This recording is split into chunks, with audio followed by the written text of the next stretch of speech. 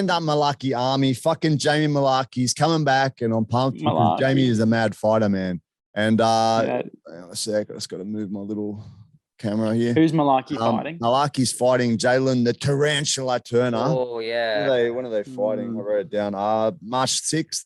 And both of these, this is going to be like a fight of the night, man. You can pick them sometimes. This is one of them. Both these guys are similar in a way too. Super sharp, hard, fast fighters, man.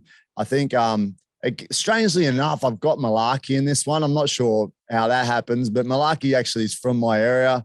I went to school, the same school as this guy, obviously fucking decades before him, but I went to school really? And he's, watching him, very proud of the way he fights, man. Like you watched the last one, he looks so strong, man. Who was he fighting the last one? It was And he just basically overwhelmed him with pressure. You know, that guy's a good athlete, and you can hear the commentary in both his last fights, just kind of edging away from him, picking the other guy, you know, and he just overwhelms him with his pressure and just keeps eating at him until they fall apart, man. Like that one, he was taking some shots, giving some shots. He's got a chin of granite to start with. You saw him fight, what's his name from CKB? Well, that was what's his fucking name?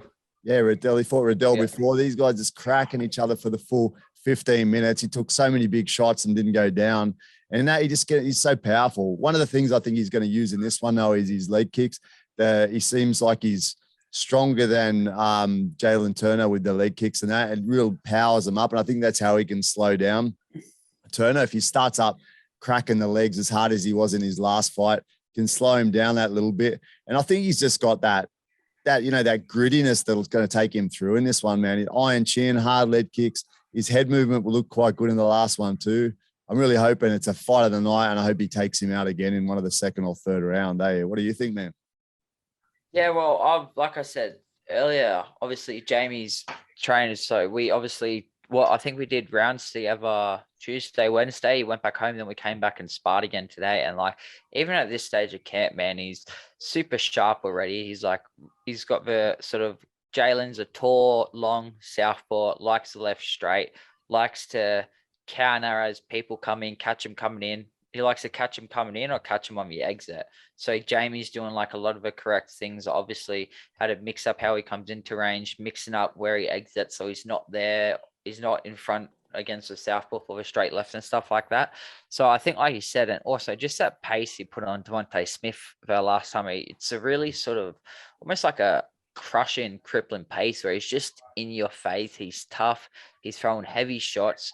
I think the same sort of thing you said, like he's going to start to work for leg kicks, really put that pace. And I think he's eventually just going to end up crumbling Turner. I think probably like mid-second round to probably third round. I think he's going to get another finish just purely from like pace, output, pressure and beam in his face, just giving him lots to worry about and then just slowly sort of wearing him out that way.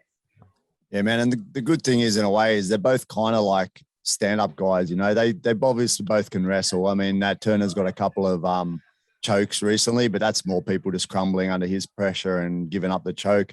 I think they're both going to like just want to stand in front of each other and bang, because that's where both their strengths are. They both kind of seem to stand up most of their fights. Actually, it'd be interesting to see if Turner throws that in, because he's been wrestling a little bit more in the last couple of fights, whether he throws that in just to, you know, change it up. Maybe you will see the strength of Mullarkey in his stand-up and think he wants to take the edge off him with some ground. But I reckon Mullarkey's got so much grit, it'd be kind of cool to see him go down and come up and see how he powers through that fatigue, because I think he would just power straight through it, wouldn't he? You know better than me. He's got such a good drive and good output, man.